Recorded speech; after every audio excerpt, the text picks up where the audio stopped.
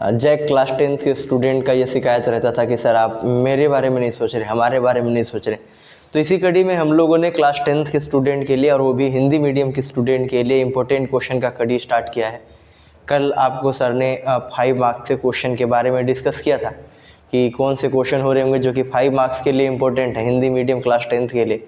यही वाला चीज़ एप्लीकेबल है इंग्लिश मीडियम के लिए भी, क्वेश्चन सेम रहेंगे और बहुत ज़्यादा इंपॉर्टेंट क्वेश्चन है। बहुत ज़्यादा पे फोकस इसलिए कि क्योंकि ये सारे क्वेश्चन पूरे प्रीवियस ईयर के ट्रेंड को देख करके बनाए गए हैं और आगे आने वाले परीक्षाओं में भी इसी क्वेश्चन में से आपको क्वेश्चन देखने को मिलेंगे। तो चलिए एक एक करके क्वेश्चन के बारे में डिस्कशन स्टार्ट करते हैं कि कौन से क्वेश्चन आपके पेपर में छपने वाले हैं, दिखने वाले हैं। तो सबसे पहला क्वेश्चन जो है, समजातीय श्रेणी क्या है, उदाहरण के साथ समझाइए। तो समजातीय श्रेणी यानी कि होमोलोगस सीरीज के बारे में पूछा गया है, उसके बारे में क्या है और उदाहरण के साथ आपको समझाना है। You have to explain it with example. Second question है कि संकलन एवं प्रतिस्थापन अभिक्रिया से आप क्या समझते हैं। तो अभिक्रिया के सारे अभिक्रिया को समझ लीजिएगा। सारे जो भी अभिक्रिया होता है, रिएक्शन होता है, जितने टाइप के रिएक्शन होते हैं और हर एक रिएक्शन का एग्जाम्पल याद रखिएगा। उससे रिलेटेड क्वेश्चन जैक बोर्ड में कॉन्टीन्यूअसली हमेशा पूछा जाता रहा है, आगे भी पूछा जाएगा।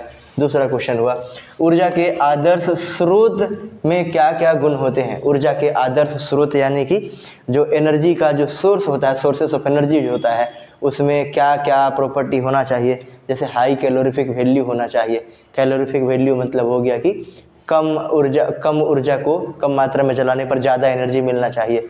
इग्निशन टेम्परेचर मॉडरेट होना चाहिए। इग्निशन टेम्परेचर मतलब कि कितना तापमान पे उसको जलाएं तो जल जाएगा, मॉडरेट होना चाहिए, न ज़्यादा न कम। तो इस तरीके का जो भी प्रॉपर्टी होता है, इस तरीके का जो भी गुणधर्म होते हैं, वो सब कुछ आपको यहाँ पर एक्सप्लेन करना रहेगा। कई बार पूछा हुआ क्वेश्चन है। नेक्स्ट क्वेश्चन है कि विद्युत चुंबक क्या है। विद्युत चुंबक के बारे में पूछा गया और एक परिनालिका का चुंबक की भांति कैसे, एक परिनालिका जो है एक चुंबक की भांति कैसे व्यवहार करता है। इससे रिलेटेड प्रश्न भी आपके जैक में पूछे गए हैं, इंपॉर्टेंट है, ध्यान रखिएगा। और ये तो भैया बहुत ही ज़्यादा इंपॉर्टेंट है, मेंडलीव की आवर्त सारणी तथा आधुनिक आवर्त सारणी में क्या अंतर है। बहुत इंपॉर्टेंट क्वेश्चन है और इसलिए भी इंपॉर्टेंट है क्योंकि आप फिर से 11th क्लास में इसको पढ़ने वाले हैं, तो जाहिर सा बात है कि वहाँ पे भी आपको बढ़िया से समझना रहेगा। तो अभी से समझ बना रहे, इसलिए पढ़ ही लेना है और पेपर में भी पूछा जाता है। फ्लेमिंग के वाम हस्त एवं दक्षिण हस्त के नियम के लिखें। तो मैग्नेटिज्म जो चुंबकत्व तो पढ़ेंगे आप, उसमें फ्लेमिंग का left hand rule and right hand rule है। वाम हस्त नियम और दक्षिण हस्त नियम, left hand rule and right hand rule. जैसे आपको पता है कि लेफ्ट हैंड रूल जो होगा मोटर में यूज होगा, राइट हैंड रूल जो होगा that will be use in generator. तो वो सब के सब आपको दोनों के दोनों नियम लिखना है। और एक बात और ध्यान रखना, आप ना प्रैक्टिस कर लेना फिंगर का इमेज बनाने के लिए, क्योंकि आपको वहाँ पे ना रिप्रेजेंट करना रहेगा। जैसे फ्लेमिंग से लेफ्ट हैंड रूल में ये होता है, ठीक है, ये होता है फोर्स यानी कि बल, ये होता है मैग्नेटिक फील्ड, ये होता है करंट। तो इस तरीके का जो पिक्चर रहता है ना, वो बनाने भी सीख लेना है, क्योंकि हमको पिक्चर जितना ज़्यादा से ज़्यादा बना सके वो ज़्यादा बेहतर और हमको अच्छा मार्क्स मिलेगा वहाँ पे। अगला क्वेश्चन है कि निम्नलिखित का रासायनिक सूत्र लिखिए। तो रासायनिक सूत्र यानी कि केमिकल फॉर्मूला लिखना है। जैसे साधारण नमक, तो साधारण नमक का क्या होता है, NaCl सोडियम क्लोराइड। बुझा हुआ चूना तो कैल्शियम ऑक्साइड, CaOH हो जाएगा, कैल्शियम हाइड्रोक्साइड। विरंजक चूर्ण यानी कि आपका हो गया कैल्शियम ऑक्सीक्लोराइड, ठीक है ना। तो ये सब कुछ का फॉर्मूला आपको याद रखना चाहिए। निम्नलिखित रासायनिक समीकरण को संतुलित कीजिए। तो संतुलित करने के लिए तो समीकरण आता ही आता है। जैसे H2 + Cl2 है तो क्या हो जाना चाहिए, यहाँ पे 2 ठो हाइड्रोजन है, 2 ठो क्लोरीन है, तो जाहिर सी बात है यहाँ पे 2HCl हो जाना चाहिए था। इसी तरीके से आपको पूरा इसको बैलेंस करना रहेगा, संतुलित करना रहेगा। कुछ रिएक्शन रहते हैं और एक आपको हिंट बताते हैं हम आपको, NCERT में जो क्वेश्चन दिया है ना, उसको एक बार प्रैक्टिस कर लीजिएगा और उसी को एग्जाम्पल में भी रखिएगा। जैसे एग्जाम्पल है ना, कौन कौन से समीकरण है, तो सब समीकरण में भी वही सब एग्जाम्पल याद रखिएगा। और संतुलित समीकरण याद भी रख सकते हैं, वहाँ पे भी कर सकते हैं, बहुत बड़ा बात है नहीं, नॉर्मल सा बात है। तो इस तरीके के क्वेश्चन, ये सब repeated question, most repeated question है जो आपके पेपर में देखने को मिलेंगे। इसके बाद निकट दृष्टि दोष एवं दीर्घ दृष्टि दोष के बीच में अंतर, बहुत ज़्यादा इंपॉर्टेंट क्वेश्चन। निकट दृष्टि दोष और दूर दृष्टि दोष में अंतर बहुत ही ज़्यादा इंपॉर्टेंट क्वेश्चन है। निकट दृष्टि दोष में नज़दीक वाला चीज़ आदमी देख लेता है, दूर वाला नहीं देख पाता, मायोपिया बोलते हैं इंग्लिश में। फिर दूर दृष्टि दोष यानी कि हाइपरमेट्रोपिया बोलते हैं। कौन सा लेंस यूज होता है, जब ये दोष होता है तो क्या हो जाता है, कारण क्या है, उसका समाधान क्या है, रीजन क्या है, करेक्शन क्या है, which is the lens that is used in order to correct that defect. ये सब बात आपको अपने को ध्यान में रखना पड़ेगा, बहुत ही ज़्यादा इंपॉर्टेंट है। कई बार ऐसा भी होता है कि इनमें डायरेक्ट डिफरेंस पूछ दिया जाता है, या कई बार ऐसा भी होता है कि आपको एक्सप्लेन करने के लिए बोल दिया जाता है। तो इम्पोर्टेंट है टॉपिक, ध्यान रखिएगा। इसके बाद चुंबकीय क्षेत्र रेखाओं के 3 गुणों को लिखिए। तो ये गुण बहुत इंपॉर्टेंट है। डायरेक्टली अगर गुण नहीं पूछा जाएगा तो आपसे ये भी पूछ दिया जाता है कि चुंबकीय क्षेत्र रेखाएं कभी भी एक दूसरे को मतलब इंटरसेक्ट नहीं करते, हिंदी में कुछ ऐसा ही बोलते हैं, ठीक है, वो नहीं करते। क्यों नहीं करते, वो भी रीजन पूछ लिया जाता है। या फिर 3 आप इसके गुणधर्मों को लिखिए, ये पूछा जाता है। और घरेलू पथों में तारों की पार्श्व व्यवस्था का उपयोग क्यों किया जाता है, पैरेलल कॉम्बिनेशन का यूज क्यों किया जाता है, ये भी एग्जाम्पल, ये भी क्वेश्चन इंपॉर्टेंट है। तो पैरेलल कॉम्बिनेशन यूज करने का अपना रीजन है। अगर कोई फॉल्ट आ जाता है कहीं पे भी, तो इसका मतलब पूरे, अगर सीरीज हम लोग यूज कर दिए, एक जगह पे फॉल्ट आ जाएगा तो पूरा ओवरऑल सर्किट जो है ब्रेक हो जाएगा और हमको कनेक्शन नहीं मिलेगा। या फिर हम एक स्विच को ऑफ कर देते तो भी दिक्कत है। और तीसरा दिक्कत ये भी होता है कि अगर हम लोग सीरीज में कनेक्ट करते हैं, श्रेणी क्रम में कनेक्ट करते हैं, तो पहला वाला जो कनेक्शन होगा उसमें सबसे ज़्यादा वोल्टेज मिलेगा, फिर कम होते जाएगा, कम होते जाएगा, लास्ट में जो रहेगा उसको बहुत ही कम मिलेगा। तो एक्सप्लेन तो नहीं किया आंसर बहुत सारा, लेकिन फिर भी कर दिया। लेकिन मेरा मकसद था कि ये सारे क्वेश्चन इंपॉर्टेंट है, छोड़ करके मत जाना, ये क्वेश्चन रट के जाना।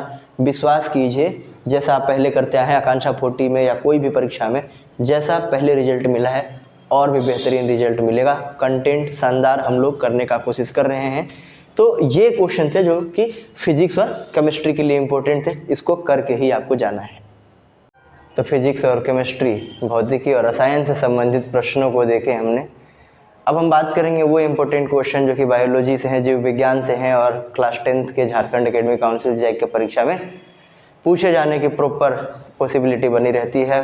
पिछले सालों में बहुत बार पूछे गए हैं। तो पहला क्वेश्चन जो बायोलॉजी से रिलेटेड है, इंपॉर्टेंट है, रुधिर किसे कहते हैं और इसके 2 कार्यों को लिखें। तो रुधिर किसे कहते हैं, ब्लड किसको कहते हैं और इसके 2 कार्य जो है, इसका जो 2 फंक्शन है उसको आपको लिखना रहेगा। प्रतिवर्ती क्रिया एवं प्रतिवर्ती चाप में 3 अंतर लिखना है, ठीक है। तो रिफ्लेक्स एक्शन और रिफ्लेक्स आर्क में डिफरेंस लिखना है, 3 ठो लिखना है। हमारे शरीर में ग्राही का क्या कार्य है, ग्राही के कार्य न करने पर क्या होगा, ठीक है। तो एक्सेप्टर्स का क्या काम है और अगर वो काम ना करे तो उसका क्या फर्क पड़ेगा बॉडी के ऊपर, ये तीसरा क्वेश्चन जो पूछा गया है। पोषी स्तर क्या है, एक आहार श्रृंखला का उदाहरण दीजिए तथा इसमें विभिन्न पोषी स्तरों को नामांकित कीजिए। 4th नंबर का क्वेश्चन। 5वां क्वेश्चन जो हार्मोन होता है प्लांट्स में और एनिमल्स में अलग होता है। तो पादप हार्मोन और जंतु हार्मोन में 2 अंतर लिखना है। ओजोन परत का अपक्षय चिंता का विषय क्यों है, इसकी क्षति को सीमित करने के लिए क्या क्या उपाय किए जा रहे हैं। तो आपको पता ही ओजोन परत क्यों इम्पोर्टेंट है और उसका जो क्षय हो रहा है, उसमें जो लॉस हो रहा है, उसमें जो ह्रास हो रहा है, वो चिंता का विषय क्यों है। क्योंकि अगर नहीं रहेगा तो जो एडवांटेज देता है वो तो नहीं देगा, क्या एडवांटेज देता है वो आपको लिखना है। और इसका जो लॉस हो रहा है उसको लिमिट करने के लिए, रोक तो सकते नहीं हम लोग, लिमिट करने के लिए क्या किया जा रहा है, that we have to discuss. पोषण किसे कहते हैं और स्वपोषण और पर पोषण यानी कि विषम पोषण में अंतर लिखना है। इंपॉर्टेंट क्वेश्चन है, ये भी पूछा हुआ है। परागण एवं निषेचन में अंतर क्या होता है, ये क्वेश्चन हुआ क्वेश्चन नंबर 8। क्वेश्चन नंबर 9, द्विखंडन बहुखंडन से किस प्रकार भिन्न है, कोई 2 अंतर लिखिए। और लास्ट क्वेश्चन है कि वे कौन से कारक हैं जो कोई स्पीसीज के उद्भव में सहायक हैं। तो अभी तक आज की वीडियो और कल की वीडियो दोनों को मिला करके हमने डिस्कस किया है 5 मार्क्स वाले क्वेश्चन को जो पूछे जाएंगे, जो सर ने आपको बताया था। और आज 2 और 3 मार्क्स से रिलेटेड जो क्वेश्चन पूछे जा सकते हैं, जो खूब पूछे गए हैं, भर भर के पूछे गए हैं, वो सारे क्वेश्चन थे। आगे आने वाले समय में हम ऑब्जेक्टिव क्वेश्चन को भी डिस्कस करेंगे। जैक के कोई भी स्टूडेंट हैं आप, 9th 10th, अब आप ये वीडियो देख रहे हैं तो 10th के स्टूडेंट होंगे ओबियसली, लेकिन अगर आपका कोई भाई है और कोई भी है जो कि 9th से लेकर के 12th तक का स्टूडेंट है, तो उसको बोलिए चैनल को सब्सक्राइब करके रखेगा, क्योंकि बेहतरीन कंटेंट, बहुत ही बढ़िया वीडियो, नोट्स, PDF और बहुत सारा चीज़ आपको इसी चैनल पर मिलेगा। ये चैनल जैक बोर्ड के लिए 1 स्टॉप सोल्यूशन होने वाला है। तो अगर आप ये सारा फैसिलिटी अवेल करना चाहते हैं, अगर आप चाहते हैं कि सारी चीज़ें आपको फ्री में मिल जाए, JAC board exam helpers by BSL academy आपको सब्सक्राइब करके रख लेना है। मिलते हैं नेक्स्ट वीडियो में, आज के लिए इतना ही। Thank you very much, thanks a lot, have a great day.